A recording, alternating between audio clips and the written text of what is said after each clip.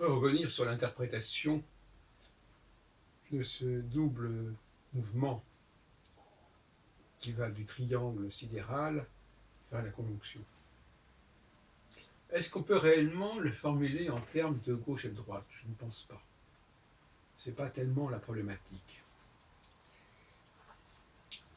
J'essaierai de formuler les choses autrement, en disant que le triangle sidéral, je l'ai dit d'ailleurs, correspond à une approche anarchique, c'est-à-dire une approche, je dirais presque subconsciente, c'est-à-dire en fin de compte, il s'agit de croire que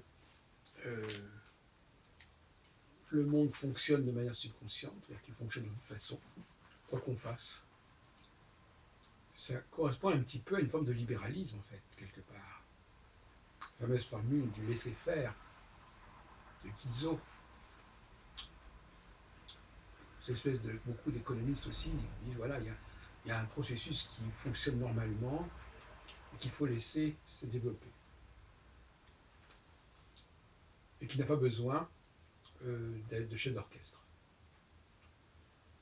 Et puis alors inversement la conjonction, c'est au contraire le fait que s'il n'y a pas un chef d'orchestre, s'il n'y a pas quelqu'un qui met de l'ordre, ça n'ira pas, ça ne fonctionnera pas, ça se cassera la figure.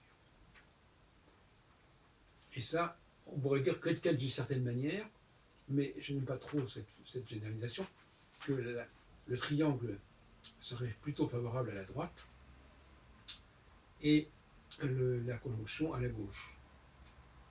Si on considère que la droite est libérale, et si on considère que la gauche est sociale, en quelque sorte.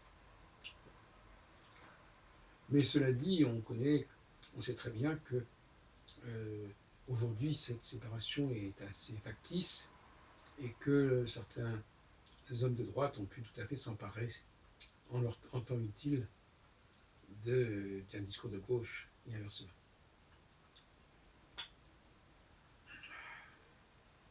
C'est ainsi que en 1995, Chirac est élu à une période qui est la même que celle d'ailleurs de 2016, c'est-à-dire une période conjonctionnelle.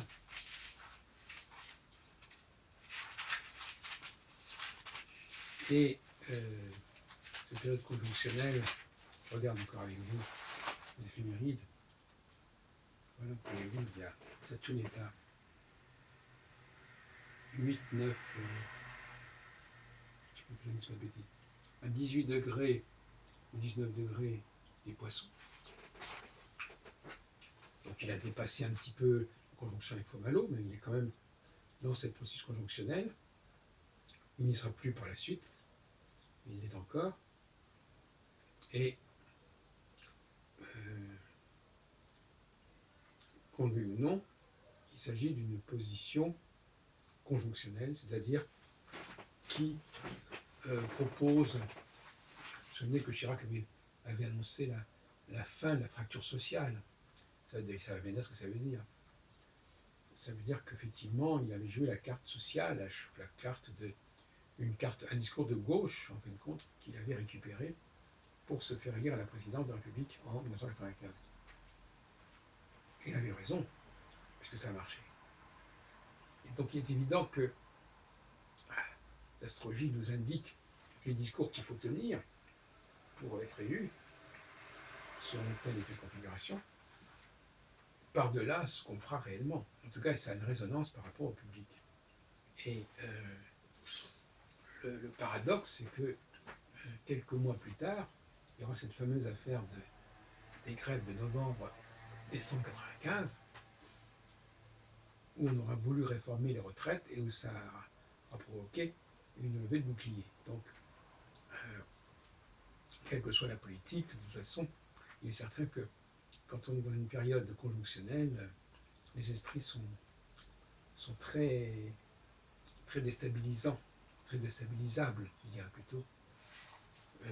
Ils ont peur de tout, ils ont peur de leur ombre, ils ont peur de tout ce qu'on peut dire sur leur avenir, et donc par conséquent, c'est très difficile de ne pas provoquer de problèmes. inversement, en 2011, je ne pense pas qu'on ait eu une position spécialement socialisante. C'est une position qui correspond au triangle. C'est plutôt la conception du régime qui est intéressante, plutôt que la conception économique. Donc on dira qu'on est élu, on dira qu'en phase du triangle, c'est une dimension proprement politique qui est en jeu, et en phase conjonctionnelle, c'est plutôt une dimension économique qui est en jeu.